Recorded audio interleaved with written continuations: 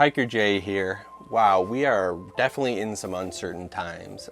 You may feel lost, and this really got me thinking about wilderness and hiking. And so when you hike a path, you're on that path and you're going somewhere and you know you're going somewhere. But I feel like all of us during this whole quarantine and illness time, like we've just sort of like taken a right into the wilderness and now we're just stumbling through the woods, right?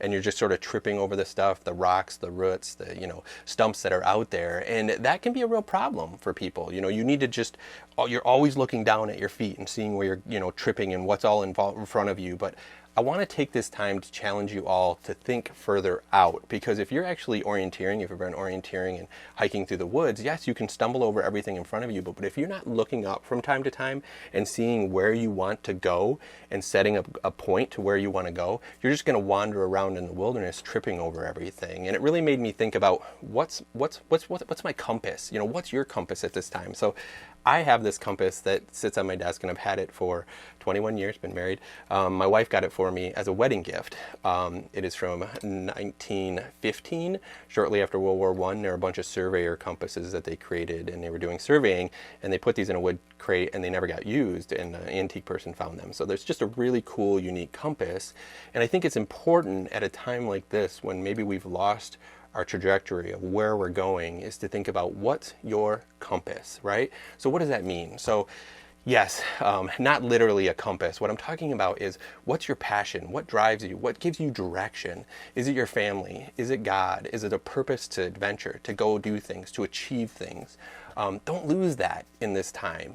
Don't just look down. I know we're stumbling through this whole situation and tripping over things and walking through the wilderness, but take a moment to breathe this week. Just stop, breathe, and think, where do I want to be in 6 months from now? So I had a couple projects in high school that I had to make a wood box that was actually a bank, right? And it was all sealed completely, like a coin bank. Same time, I had a teacher that actually had me do this exercise that was have 5 goals that I want to achieve in 5 years, right? So I wrote them all down. It was kind of neat, got an assignment. But then I was like, well, I'm going to throw this in this safe and maybe open it up someday. So I threw it in there. Now that wood bank I took it to college with me and barely filled it up with anything. I was a college student, so coins would go in there from time to time. But when I actually got my professional job a year or two after college, I still had that bank, right? Wood bank. And I'm like, I'm going to crack that sucker open. Cracked it open, and you know what I found inside? Was that little folded piece of paper of my goals, my 5-year goals. And what's interesting about it was I achieved many of them. One was, fun things like get a dog that's an adventurous spirit and goes along with you. And certainly I had my lab that did that and went everywhere with me. Went all the way through college and hiked and backpacked and those types of things. Hike Isle Royal had done that. Get a truck or vehicle that I can do adventures with. I had a truck that I could do that. And so I wrote those things down. And if you think about your goals, you're going to actually achieve them. Now, there were a couple things on there that I hadn't achieved. They were pretty far reaching, find a wife, get married, and make a pretty kick-butt family.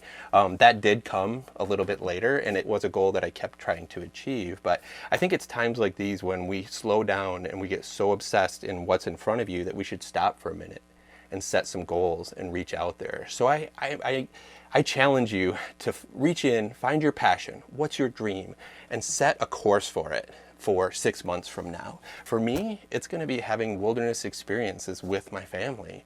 I've always had that. My dad took me camping, then we got into backpacking, and I backpacked all the way through college, and I became a backpacking guide.